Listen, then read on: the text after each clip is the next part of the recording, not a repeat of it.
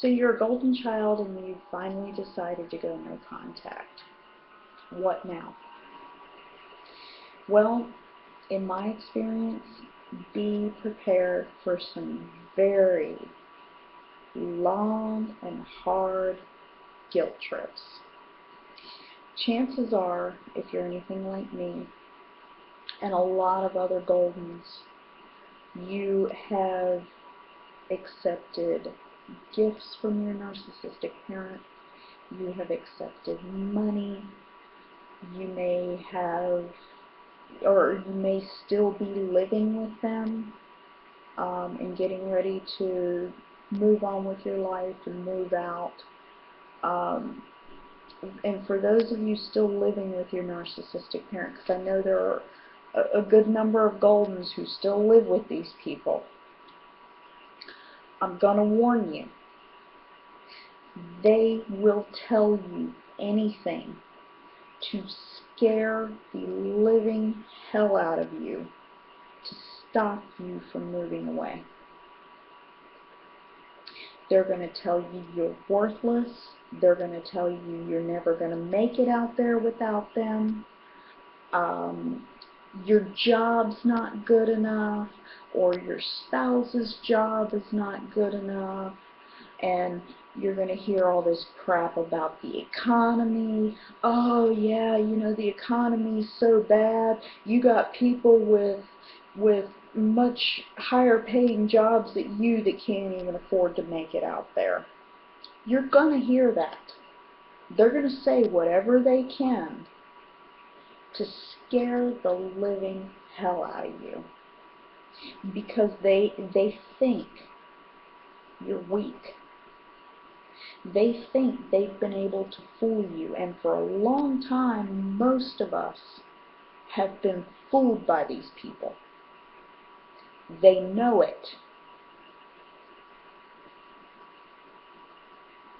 Now, for those of you who have broken away, I'm in the same boat with you.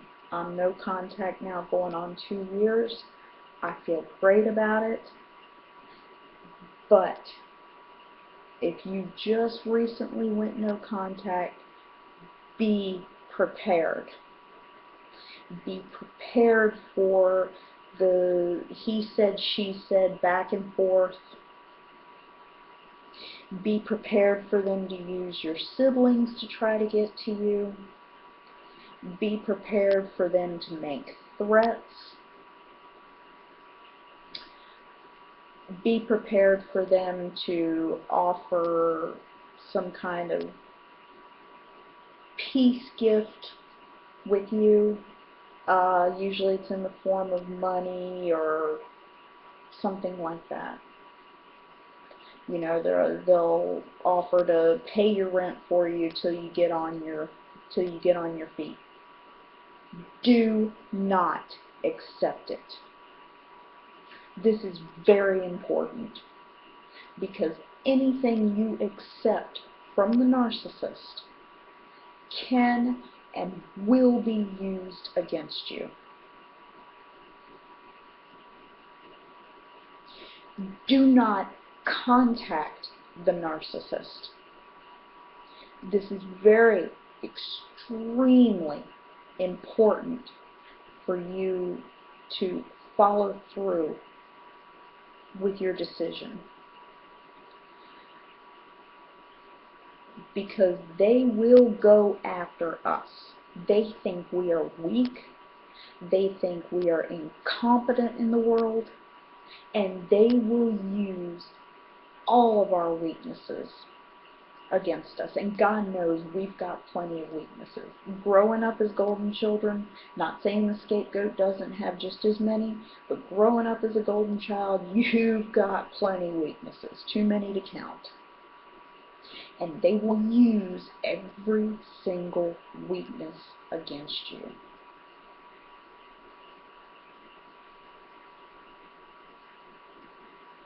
Don't fall for it. Because what's going to end up happening is you're going to accept their little peace offering, or you're going to allow them to pay your rent for you. and then they're going to ask something out of you. Excuse me. They're going to want something from you. And if you're not in a position to give that, remember the little dangling carrot. I'm paying your rent. What are you going to do if I stop paying your rent? My thing was, because my mother locked her keys in her car one day, and my daughter was a baby at the time, and her father was at work. I accidentally left her car seat in his truck. He was at work. My car did not have a car seat in it. My bad for forgetting to put the car seat in the car in case something like that came up. But my mom was getting ready to pay a month's rent for me. I was still in college at the time, because I was in college when I had my daughter, but I wanted to finish. So couldn't come up with the money for the next month's rent, so my mom told me she was going to pay it for me to help me out. Well, this woman, and this is just one of many examples, this woman wanted me to put my daughter in my car with no restraint, no car seat, nothing, an 8-month-old baby, to come down there to pick her up so she could go get her spare keys at home.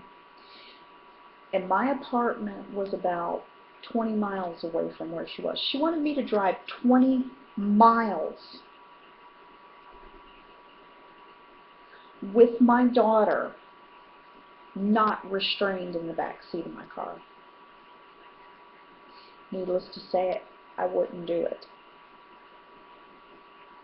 Then I'm not going to pay your rent. See, it's stuff like that. That's what they do. That's how they get by. That's how they keep you on that short leash. You will do anything they ask you to do, and they know it. Because they think of you as incompetent, they think of you as weak, because, as I said in my first video, they set it up that way. They set you up for failure, and it was their plan to begin with, so that you would be at their disposal whenever, wherever. If you've broken contact with your narcissist, stay no contact. If they offer you anything or try to get in contact with you, do not accept it. I cannot stress how important this is, because eventually, and especially after you start having children, and I'm going to go into that in another video about narcissistic grandparents, because swapping and narcissistic grandparents go hand in hand, and you're going to see that when I cover that in a later video. Stay no contact. Don't accept any gifts. That's the bottom line. Until next time, I wish you all the joy and happiness that your heart can find. Please feel free to comment, and I will see you in the next video.